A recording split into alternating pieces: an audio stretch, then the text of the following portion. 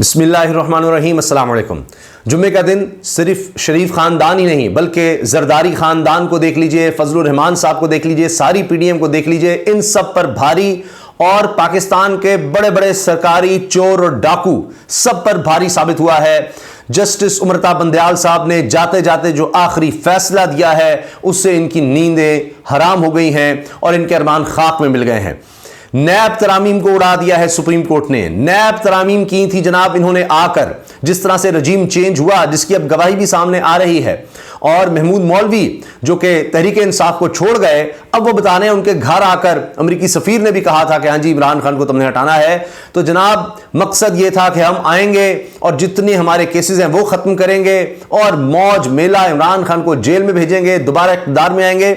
इनके अरमान खाक में मिलते नजर आ रहे हैं क्योंकि 2000 से ज्यादा केसेस हैं, 2000 से ज्यादा केसेस हैं और तकरीबन 1100 अरब रुपया कहा जाता है कि जिसमें करप्शन हुई, वो केसेस अब दोबारा खुलने का कह दिया गया है सुप्रीम कोर्ट के इस फैसले के बाद। और इसकी 54 समातें हुई इस मुकदमे की। और ये कौन लेकर गया दरखास्त? एक ही शख्स था जिसमें जुर्रत थी, क्योंकि बाकी सब बड़े बड़े नाम तो खुद इनसे फायदा उठाने वालों में थे। चेयरमैन तहरीक इंसाफ इमरान खान जो इस वक्त जेल में है, जहां पर जेल में अदालत के हुक्म के बावजूद जो सुप्रिटेंडेंट जेल है वो कह रहा है जी मैं इमरान खान की बच्चों से बात नहीं करवाऊंगा, ये मुझे इजाजत नहीं है, कानून में रूल्स में नहीं है, तो लिहाजा जनाब मैं जो मर्जी कर लें जी मैं तो नहीं इजाजत दूंगा, क्योंकि ऊपर से इनको अहकाम आते हैं। खैर, तो वो शख्स जिसको इजाजत नहीं मिल रही अपने बच्चों से बात करने की, वो शख्स जेल में बैठा भी आप ये देखिए कि इन 2000 करप्ट तरीन पाकिस्तान के लोगों पर भारी रहा। और उसने इमरान खान साहब का ये जो अलकादर ट्रस्ट केस है, नैब का जो केस बना रहे हैं, ये 1 मिनट में खत्म हो सकता था इसी चक्कर में और ये से रिलीफ ले सकते थे। लेकिन उन्होंने हल्फिया कह दिया अदालत में कि जी मैं इसमें रिलीफ नहीं चाहता, मैं केस का सामना करूंगा। और आप देखिए बाकी जितने भी इससे पहले वज़ीर आज़म रहे हैं इमरान खान से पहले, अब उसके बाद भी शहबाज शरीफ का केस भी खुल गया, नवाज शरीफ का भी, राजा परवेज अशरफ का भी, यूसुफ रज़ा गिलानी भी, जरदारी साहब भी, कोई नहीं बचा। मैं नाम भी बड़े बड़े आपको बता दूंगा कौन कौन से लोग हैं जो अब इसकी जद में आएंगे। और 1 हफ्ते का वक्त है, 1 हफ्ते के अंदर अंदर सारे केसेस दोबारा खोले जाएं। 50 करोड़ की जो लिमिट थी कि जी 50 करोड़ से जो नीचे है वो तो करप्शन ही नहीं है ना, 50 करोड़ से नीचे का मामला नैब देख ही नहीं सकता, तो जनाब वो भी इन्होंने खत्म कर दिया है। एक का अलबत्ता कहा जा रहा है कि जो रिमांड है वो 30 दिन से ज्यादा नहीं होगा, ये जो है इसको बरकरार रखा है। फैसले में क्या क्या कहा गया है उसकी भी बात करते हैं और इसके साथ जनाब अब इस केस के बाद किस तरह से बिजलियां गिरी हैं सब पर, उसकी भी हम बात करते हैं कि अब हुआ क्या है।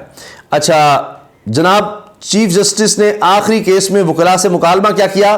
Good to see you all my friends, ये उन्होंने कहा। और उसके बाद जनाब ये जो आखिरी केस था उसका उन्होंने फैसला सुना दिया।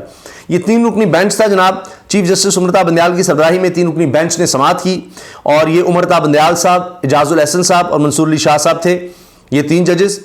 और इसमें जनाब नैब तरामीम का अलदम होने से शहबाज शरीफ, नवाज शरीफ के खिलाफ तोशाखाना केस बहाल हो गया, आसिफ जरदारी, यूसुफ गिलानी के खिलाफ भी तोशाखाना केस बहाल हो गया, आसिफ जरदारी के खिलाफ पिंक रेजिडेंसी रेफरेंस भी बहाल हो गया। ये मैं बता दूं कि इमरान खान के खिलाफ ने तोशाखाना केस बनाया जो अब जिसमें सजा कलदम हो चुकी है, वो घड़ी का मामला और वो जो बड़ा उठाया था उन्होंने, ये गाड़ियां और पता नहीं क्या क्या ले जा चुके हैं और बेच चुके हैं। शाहिद खाकान अब्बासी के खिलाफ LNG, शौकत तरीन के खिलाफ रेफरेंस भी बहाल, राजा परवेज अशरफ और ओमनी ग्रुप के अब्दुल गनी मजीद और अनवर मजीद के मुकदमात बहाल। ये जो जाली अकाउंट्स का केस था जिसमें से जनाब जरदारी खानदान को पेमेंट्स हो रही थी, वो केस भी बहाल हो गया है और तमाम तहकीकात इंक्वायरीज बहाल करने का हुक्म दे दिया गया है। और एहतसाब अदालतों के नैब तरामीम की रोशनी में दिए गए अहकामात का अलदम कि जी वो तरामीम हो गई हैं, लिहाजा जनाब केस खत्म हो गए, ये हो गया वो हो गया, वो सब मामलात खत्म। अच्छा, इसमें जस्टिस मंसूर अली शाह साहब ने फैसले से इख्तलाफ किया है। ये 3 रुकनी बेंच था, 5 सितंबर को फैसला महफूज किया गया था। नैब तरामीम केस 15 माह से ज़ेरे समात रहा और 54 समातें इसकी हुई। और जनाब इसके साथ कुछ और चीज़ें जो बड़ी अहम हैं इस लिहाज से कि जनाब इस केस में किस तरह से चीज़ें जो हैं वो चलती रहीं और फिर आखिरकार फैसला सबके सामने आ गया। और इसमें जनाब अब जो जो केसेस बताए जा रहे हैं वो भी बड़े हैरान कुन हैं। साथ ये भी तबसरे हो रहे हैं कि अब इलेक्शन डिले हो जाएंगे।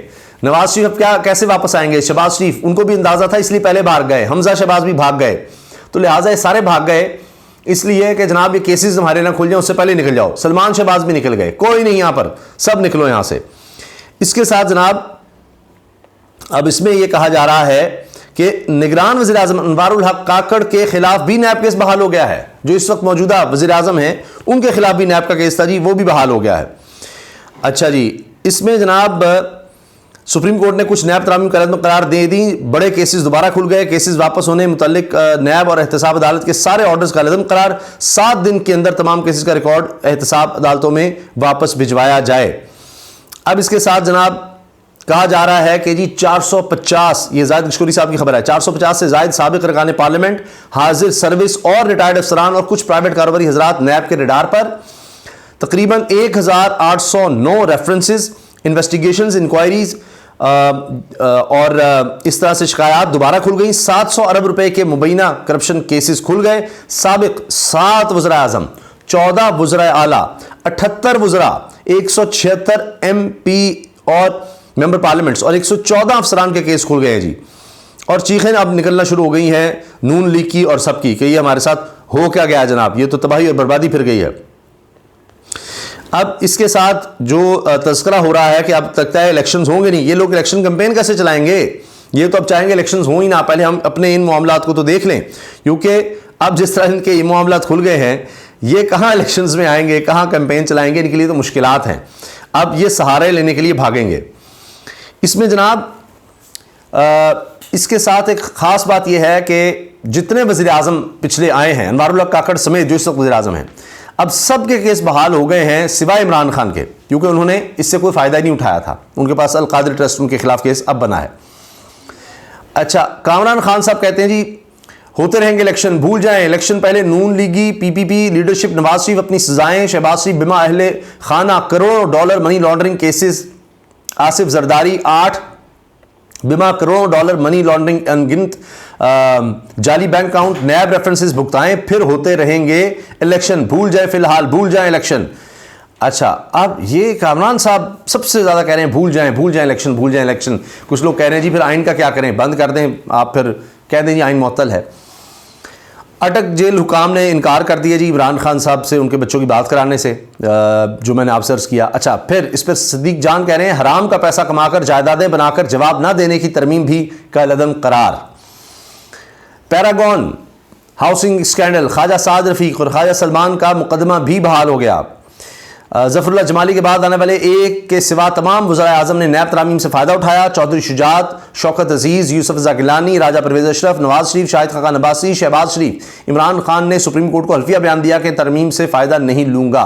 बाकी सब ने फ़ायदा उठाया, सब के केसेस जनाब अब दोबारा खुल गए हैं।